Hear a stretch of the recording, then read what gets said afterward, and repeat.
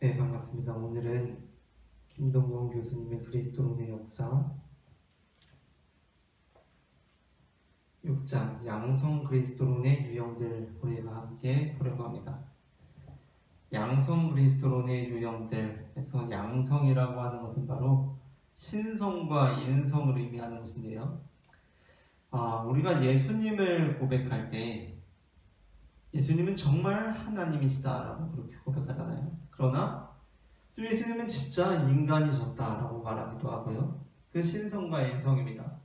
예수님은 진짜 하나님이시면서도 진짜 인간이셨다라는 겁니다. 그러니까 진짜라는 말 빼도 상관이 없는데 예수님은 하나님이면서 동시에 인간이다 라는 이 양성 그리스도론의 유형들을 함께 보려고 합니다.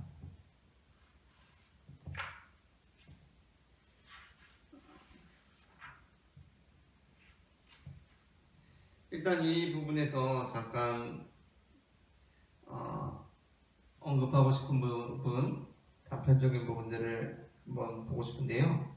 217페이지에 보면 인용된 구절이 있어요.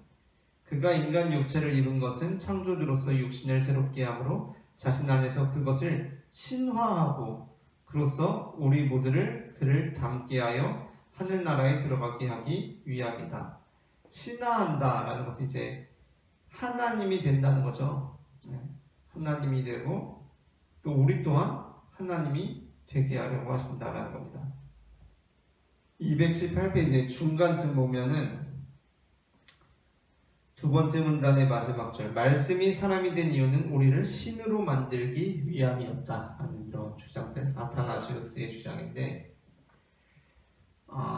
그러니까 예수님께서, 하나님께서 인간이 되신 것은 반대로 어떠한 사건이냐 하면 인간으로 하여금 하나님 되게 하신 사건이다 라는 것이죠. 그리고 이제 여기서 사실 제일 중요한 거는 229페이지에 나옵니다. 229페이지에 보게 되면 이게 이제 이번 장에서 제일 중요한 문제인데, 인용된 곳에 보면 그는 단지 하나님이신 것이 아니며 인간이신 것도 아니다. 그는 참으로 본성에 있어서 하나님이고 동시에 인간이다 라는 겁니다. 우리에게 이제 진짜 어떤 분들에게는 익숙하실 거예요. 그런데 이 다음 질문이 중요해요. 테오도르는 참 하나님이며 인간이라는 말은 멋진 표현이며 테오도르의 참 하나님이며 인간이라는 말은 멋진 표현이며 후대 정통 그리스도론에 익숙한 독자들에게는 친근한 표현일 것이다. 하지만 물어봐야 할 것이 있다. 참 하나님인 신성과 참 인간인 인성이 어떻게 조화를 이루는가 하는 겁니다. 우리가 그렇게 말은 하죠. 예수님은 참 하나님이고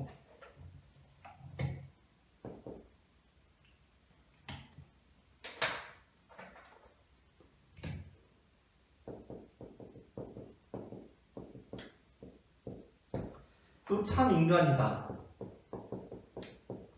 이게 이제 예수님의 신성, 예수님의 인성 해가지고 이게 이제 양성 그리스도론이라는 건데, 근데 이제 이게 많은 궁금증을 야기한다는 거예요. 자, 우리가 이게 이제 칼케돈 공유의 핵심입니다.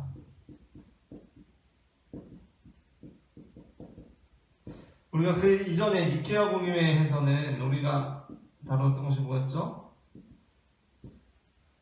그리스도론과 관련해서 이제 예수님이 하나님이다 라는 고백이잖아요.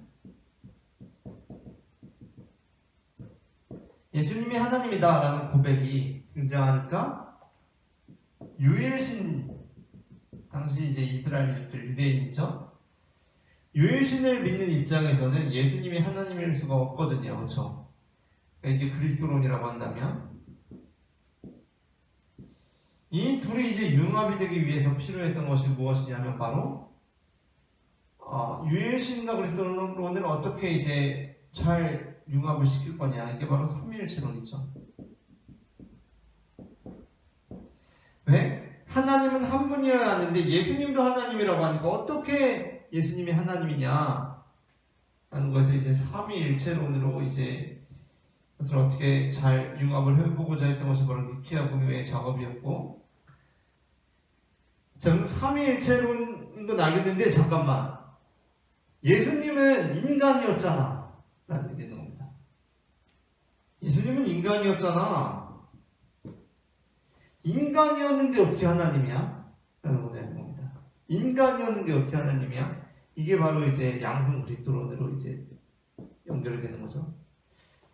자, 우리가 사실 말은 쉬워요. 예수님은 참 하나님이고 참 인간이다. 그런데 신성과 인성이 함께 있다는 게 우리가 이걸 이해하기 정말 어려운 부분입니다. 왜죠?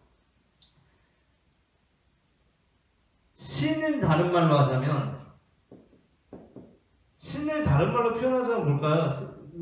많이 표현할 수 있겠지만 신은 인간 아님이에요. 인간 아님. 인간은 뭐죠? 다른 말로 신 아님이에요. 인간은 유한하죠. 유한해요. 그렇다면 신은 어떨까요? 인간이 아니니까 신은 무한합니다. 그렇죠? 신은 무한해요. 인간은 어떻죠? 인간은 한계가 있습니다. 한계가 있다는 게 유한이죠. 인간은 지식이나 모든 면에서 한계가 있다고요. 능력이나 모든 면에서. 그런데 신은 전지하고 전능하죠. 그러니까 이 인간과 신을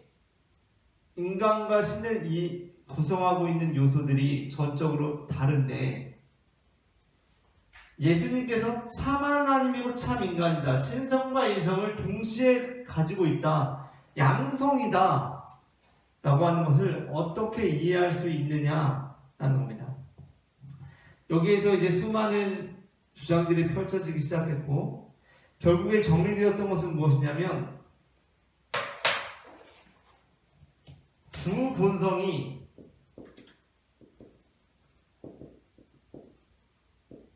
한 윗격 안에 있다는 거였어요. 한 윗격. 두 본성이 한 윗격에 있다. 이 두 본성이 한 윗격 안에 있다. 이거를 어떻게 우리가 이해를 해야 할지는 이제 과제로 남아 있어요. 그것이. 그걸 우리가 어떻게 이해해야 하느냐라는 것이 또 문제예요. 우리가 이제 교재를 한번 보게 되면,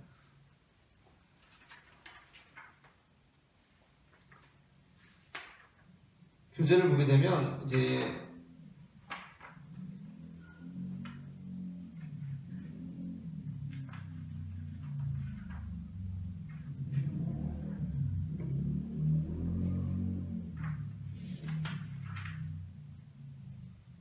227페이지입니다. 227페이지.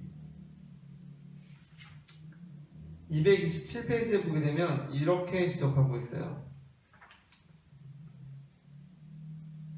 마지막으로 칼케돈 신조에 대한 부정적인 부분을 보려 한다. 물론 봉헌도가 없다는 것이 아닙니다. 봉헌도가 없다는 것은 아니지만 칼케돈 신조에 대해서는 두 가지 정도의 부정적인 평가가 있다. 첫째, 칼케돈 신조가 그리스적인 사상의 틀 속에서 이루어진 결과라는 비판이다. 그래서 사용된 용어와 개념이 현대인에게는 수수께끼와 같고 난해하다는 것이다. 그리스의 이원론적인 인간관, 세계관, 존재론이 현대에도 의미가 있는지에 대해 의문을 가질 수 있다. 또 양성론 논쟁에서 사용된 본성, 위격, 속성 등의 용어가 오늘날의 유효한지에 대해서도 문제가 제기될 수 있다. 이런 문제 제기는 어느 정도 타당한 지적이다. 라는 겁니다. 그러나 그럼에도 불구하고 이제 봉헌적인 부분을 완전히 없다고 할 수는 있겠지만 그러한 한계가 있다는 거예요. 그러니까 여기서 우리가 기억해야 할 것은 이 부분입니다. 뭐냐면 이전에 니케아 공유에서 이제 화두가 되었던 것은 유일신 하나님이신데 어떻게 예수님도 하나님이라고 해?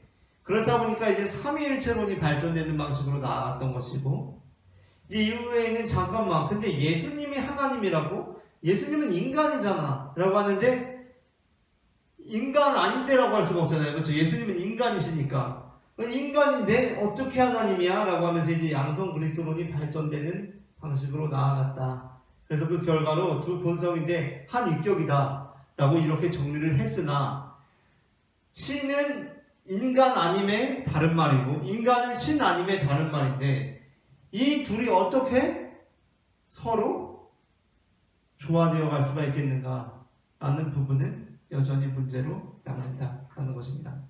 오늘은 여기까지 하고요. 다음에 중세 그리스도론에서 6, 7세기의 그리스도론으로 또 뵙도록 하겠습니다. 감사합니다.